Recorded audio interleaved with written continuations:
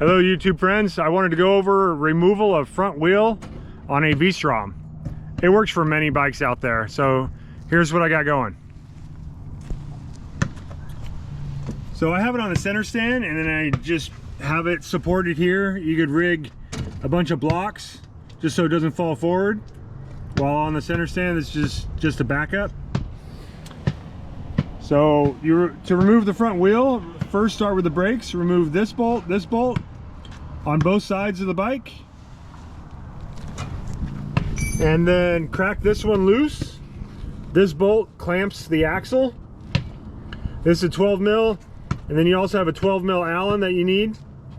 You know, break it loose when it's already on the ground, and then remove the 2 more bolts for the brake caliper on this side. Okay, thanks for watching.